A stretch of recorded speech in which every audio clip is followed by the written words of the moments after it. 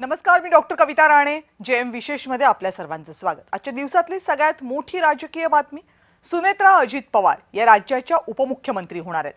अजित पवार यांच्या अकाली अपघाती मृत्यूने राज्याच्या राजकारणात मोठी पोकळी निर्माण झाली.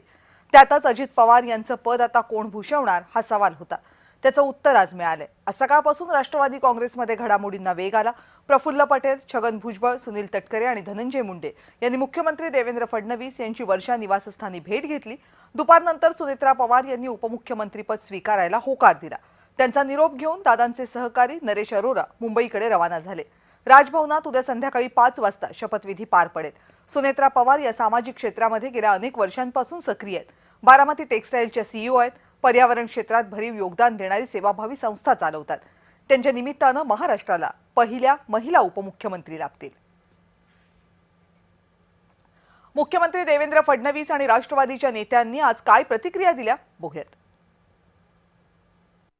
कुठलाही निर्णय जो काही घ्यायचा असेल तो राष्ट्रवादी काँग्रेस पक्ष घेईल आणि राष्ट्रवादी काँग्रेस पक्ष जो निर्णय घेईल त्याच्या पाठीशी आम्ही उभे राहू, सरकार म्हणून आणि भारतीय जनता पार्टी.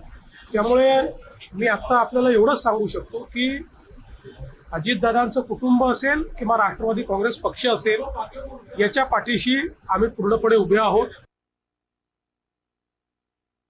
आणि ते रास्त आहे. मला वाटतं की सुनेत्राताई जे आहेत त्यांच्याकडे ते पद आपण द्यावं. अशा अनेक लोकांचं जे आहे मी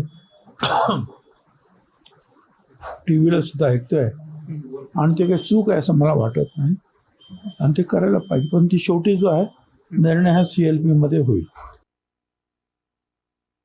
जेव्हा केव्हा बैठक होईल तेव्हा बैठकीमध्ये एकमुखाने एकच मागणी होणार आहे, ते म्हणजे अजितदादा पवारांच्या कुटुंबातली व्यक्ती म्हणजे सुनेत्रा वहिनी यांनीच आमचं नेतृत्व करावं, यांनी गटनेत्यापदाची जबाबदारी सांभाळावी, यांनी राष्ट्रीय अध्यक्षपद सांभाळावं आणि अजितदादाच्या हातामध्ये ज्या सत्ता होत्या त्या सर्व सत्ता सुनेत्रा वहिनीकडे सुपूर्द कराव्या, अशा प्रकारची विनंती आम्ही माननीय मुख्यमंत्री महोदयाला करणार आहोत. दादांच्या जाण्यामुळे जी काही पोकळी झालेली आहे ती जर भरून काढायची असेल तर आदरणीय सुनेत्रा वहिनी पवार यांनीच नेतृत्व केलं पाहिजे, अशी माझी देखील स्वतःची भूमिका आहे. आणि शेवटी पक्ष एकसंघ चालवायचा. शेवटी महाराष्ट्रामध्ये दादांनी जे कार्यकर्ते जपले त्यांना सगळ्यांना सामावून घ्यायचं. वहिनीवर दुःख जरी असेल, दुःखाचा डोंगर जरी असेल, तर त्यांनी स्वतः या महाराष्ट्राचं नेतृत्व करावं. आणि या सगळ्या घडामोडींकडे राजकीय विश्लेषक कशा पद्धतीने पाहतात तेही बघूया. जय महाराष्ट्रावर आपण काल जी चर्चा केली होती त्यात सुनेत्राताई पवार या राजकीय दृष्ट्या आणखीन सक्रिय होण्याबाबत आपण बोललो होतो. सध्या त्या राज्यसभेच्या खासदार आहेत, पण अत्यंत दुर्दैवी अशा अजितदादा यांच्या अपघाती निधनानंतर त्या राज्याच्या राजकारणात येतील याविषयी आपण चर्चा केली होती. सुनेत्राताईंचं राज्याच्या राजकारणात येण्याने राष्ट्रवादी पक्ष, अजितदादा हा जो आहे तो एकत्र राहील, एकसंघ राहण्याची शक्यता अधिक वाढते. या पक्षात छगन भुजबळ यांच्यासारखे ज्येष्ठही आहेत आणि युवा नेतेही आहेत. त्यामुळे ज्येष्ठ आणि तरुण अशा दोन्ही नेत्यांना समन्वय या सुनेत्राताई यांच्या येण्याने अधिक सोयीस्कर होऊ शकतो.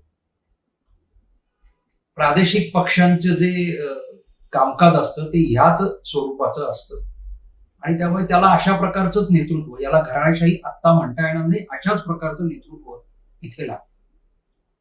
त्यांच्या सक्रिय होण्याने एकूणच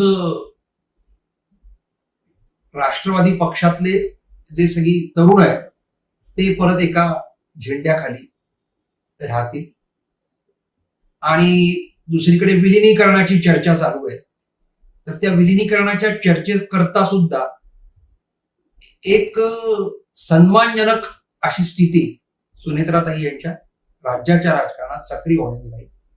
उपमुख्यमंत्री झाल्यामुळे स्वाभाविकच काही अधिक अधिकार प्राप्त होतील आणि त्यामुळे मग राष्ट्रवादी पक्षाचे कार्यकर्ते, आमदार, निवडून आलेले नगरसेवक, आता जे जिल्हा परिषदेतनं निवडून येतील, अशा सगळ्यांना अधिक बळ सत्तेचं त्यांना देता येईल आणि पक्षाचा विस्तार अजितदादा यांची स्मृती पुढे ठेवून करता येईल. त्यामुळे हे निश्चितच एक वेगळा महाराष्ट्राच्या राजकारणात एक वेगळा संदर्भ किंवा एक वेगळं ज्याला बिंदू आपण म्हणू शकतो, राजकीय बिंदू, हा सुनेत्राताई पवार यांचं राज्याच्या राजकारणात येणं, त्यांनी उपमुख्यमंत्री पदाची शपथ घेणं, मंत्रिमंडळाचं मंत्रिमंडळातलं सहकारी म्हणून कार्यरत होणं, यामुळे राष्ट्रवादी पक्षाला अधिक बळ मिळू शकतं. आता सगळे दुःखी कष्टी आहेत, या पार्श्वभूमीवर हा निर्णय सोयीचा ठरू शकतो. आणि उपमुख्यमंत्रीपदी कोण, या प्रश्नाचं उत्तर आता मिळालंय. पण आणखी एक महत्त्वाचा प्रश्न प्रलंबित आहे. तो प्रश्न आहे दोनही राष्ट्रवादी काँग्रेसचं विलिनीकरण. हे विलिनीकरण होणार का, आणि झालं तर मग राष्ट्रवादी काँग्रेसचं नेतृत्व कोण करणार? हा प्रश्न विचारण्यामागे कारणं अनेक आहेत.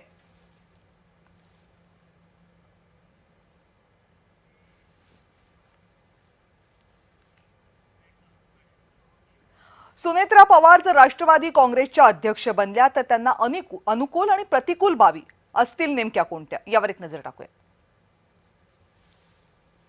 अजित पवारांचं अकाली निधन झाल्यामुळे सुनेत्रा पवार यांना जनता तात्काळ स्वीकारेल.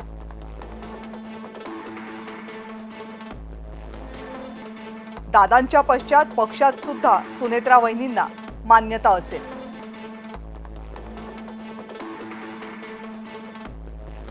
प्रफुल्ल पटेल, छगन भुजबळ, सुनील तटकरे हे सुनेत्रा वहिनींना विरोध करण्याची शक्यता नगण्य.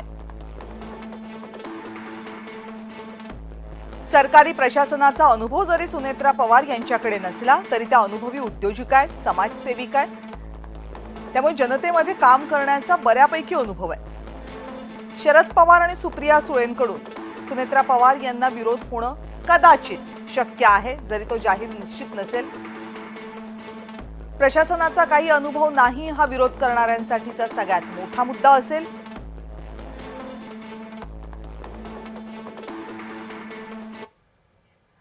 राष्ट्रवादी काँग्रेसचा अध्यक्ष कोण, याबाबतचा पर्याय दुसरा काय आहे तोही बघूयात.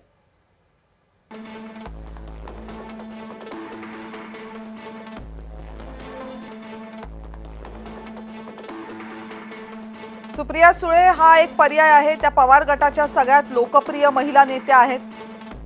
मात्र तळागाळात दादांइतका संपर्क सुप्रिया सुळेंचा नाहीये. बहुतांश वेळ दिल्लीमध्ये जातात, त्यामुळे अखिल महाराष्ट्रामध्ये सुप्रिया सुळेंचा तितकासा वावर नाहीये.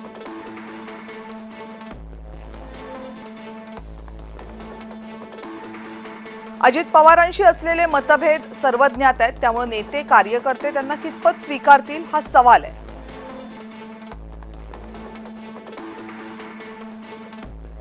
भाजपसोबत जायला तीव्र विरोध अशी माहिती आहे. त्यामुळे अशा स्थितीमध्ये महायुतीत त्या फिट कशा होणार हाही सवाल आहे.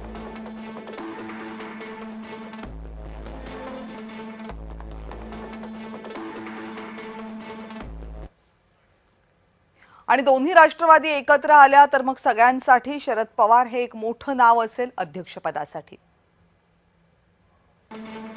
शरद पवार यांनीच राष्ट्रवादी काँग्रेसची स्थापना केली. ते संस्थापक आहेत राष्ट्रवादी काँग्रेसचे. राजकारणात कित्येक दशकांचा त्यांचा अनुभव आहे.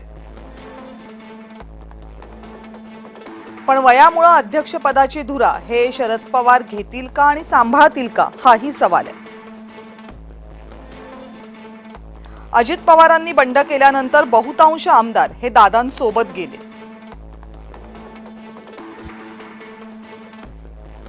विधानसभा आणि महानगरपालिकांच्या निवडणुकीमध्ये पवार गटाचा दारुण पराभव झाला. त्यामुळे दादांचे आमदार आता शरद पवारांचं नेतृत्व मान्य करतील का याबाबत शंका आहे.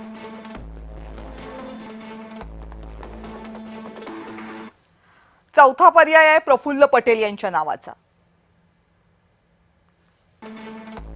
राष्ट्रवादी काँग्रेसचे अत्यंत ज्येष्ठ नेते म्हणून त्यांची ओळख आहे. पक्ष एकसंघ असताना शरद पवार यांचे विश्वासू होते. दिल्लीमध्ये बराच काळ काम केले. 4 वेळा लोकसभेचे खासदार राहिलेत. 5 वेळा राज्यसभेचे खासदार राहिलेत. UPA सरकारमध्ये पटेल केंद्रीय नागरी उड्डाण मंत्री होते.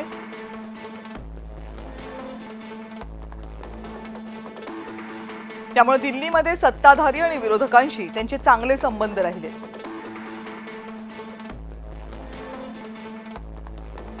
मुंबईच्या उद्योग जगतामध्ये प्रफुल्ल पटेल यांचा चांगला वावर राहिलाय.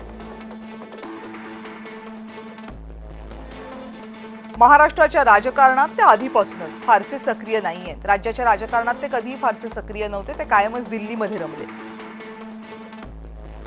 हायफाय नेते अशी ही ओळख आहे आणि कार्यकर्त्यांशी पक्ष संघटनेमधल्या पदाधिकाऱ्यांशी फारसा संपर्क नाहीये. जन्म गोंदियाचा आहे, आडनाव पटेल आहे. त्यामुळं पक्षातल्या महत्वाच्या पदासाठी, सर्वमान्य पदासाठी काही अडचणी येण्याची शक्यता निश्चित आहे. कारण राष्ट्रवादी काँग्रेस हा मराठा बहुल पक्ष आहे. त्यामुळे मराठेतर नेता कितपत स्वीकारला जाईल हा प्रश्न आहे.